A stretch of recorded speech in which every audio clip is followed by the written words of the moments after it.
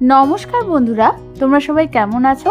আজকে আমি তোমাদের জন্য সম্পূর্ণ নিরামিষ পদ্ধতিতে তৈরি একটা দুর্দান্ত স্বাদের ঢ্যাঁড়সের রেসিপি নিয়ে এসেছি।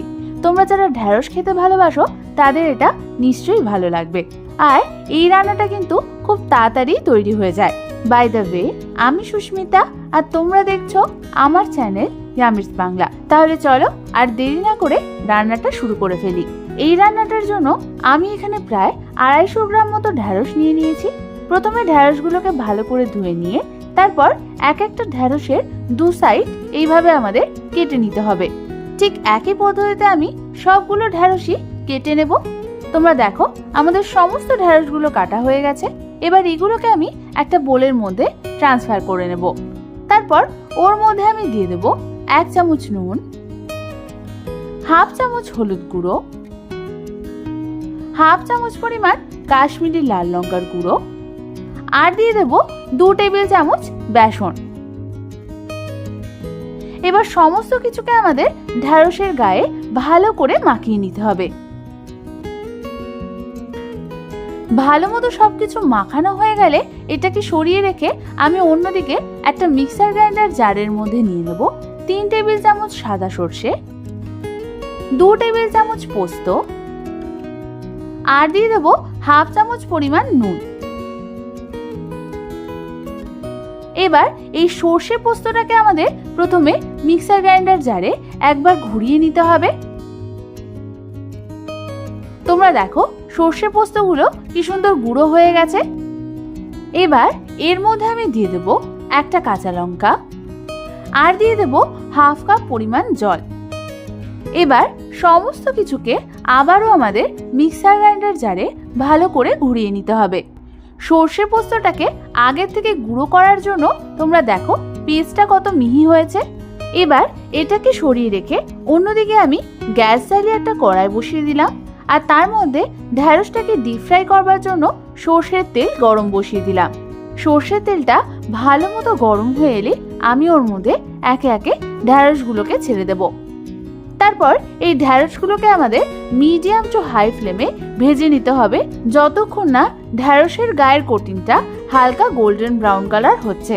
এই ক্ষেত্রে কিন্তু আমাদের ঢ্যাঁড়সগুলোকে খুব লাল লাল করে ভাজার কোনো দরকার নেই। 4 থেকে 5 মিনিট মিডিয়াম টু হাই ফ্লেমে ভাজার পর তোমরা দেখো ঢ্যাঁড়সগুলোর গাগুলো গোল্ডেন ব্রাউন কালার হয়ে এসছে আর আমাদের ঢ্যাঁড়সগুলো হালকা ভাজা হয়ে গেছে। এই সময় আমাদের এই ঢ্যাঁড়সগুলোকে একটা অন্য পাত্রে তুলে নিতে হবে। এবার অন্য একটা কড়াইয়ের মধ্যে আমি দিয়ে দেব 2 টেবিল চামচ সর্ষের তেল। তেলটা গরম হয়ে এলে আমি ওর মধ্যে ফোড়নের জন্য দিয়ে দেব একটা কাঁচা লঙ্কা আর 1 চামচ কালো জিরে। ফোড়নটাকে হালকা হাতে একটু নাড়াচাড়া করে নিয়ে আমি ওর মধ্যে বানিয়ে রাখা সর্ষে পোস্তর পেস্টটাকে দিয়ে দেব।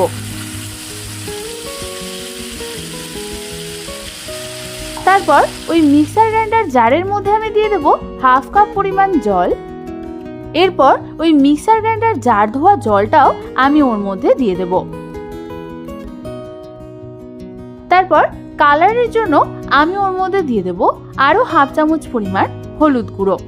এবার সমস্ত কিছুকে আমাদের ভালো করে মিশিয়ে নিতে হবে। একবার ভালো মতো নাড়াচাড়া করে নিয়ে আমি এটাকে ঢাকনা চাপা দিয়ে রেখে দেব যতক্ষণ না গ্রেভি থেকে তেল ছেড়ে দিচ্ছে। বেশ কিছুক্ষণ পর ঢাকনা সরিয়ে তোমরা দেখো আমাদের গ্রেভি থেকে তেল ছেড়ে দিয়েছে। এই সময় আমি ওর মধ্যে ভেজে রাখা ঢ্যাঁড়সগুলোকে দিয়ে দেব আর দিয়ে দেব স্বাদ অনুযায়ী নুন আর স্বাদ অনুযায়ী চিনি। নুন আর চিনি দিয়েও ভালো করে আমাদের সমস্ত কিছু একবার মিশিয়ে নিতে হবে। তারপর এটাকে আমাদের কুক করে নিতে হবে মিডিয়াম ফ্লেমে আরো 2 থেকে 3 মিনিটের জন্য। ব্যাস 2 থেকে 3 মিনিট পরই তৈরি হয়ে যাবে আমাদের দারুণ স্বাদের সম্পূর্ণ নিরামিষ পদ্ধতিতে তৈরি ঢ্যাঁড়সের এই রেসিপিটা। গরম গরম ভাতের সাথে কিন্তু ঢ্যাঁড়সের এই রেসিপিটা দারুণ লাগে খেতে। তোমরা একবার নিশ্চয়ই বাড়িতে ট্রাই করে দেখো, আশা করি তোমাদের খুবই ভালো লাগবে। রেসিপিটা ভালো লাগলে একটা লাইক করে দিও আর বাড়িতে ট্রাই করলে অবশ্যই আমাকে কমেন্টস করে জানিও কেমন লাগলো। এরকম ভালো ভালো রেসিপি আরো পেতে হলে আমার চ্যানেলটাকে ঝটপট সাবস্ক্রাইব করে নাও। আমি আবার চলে আসবো তোমাদের কাছে নতুন কোনো রেসিপি নিয়ে।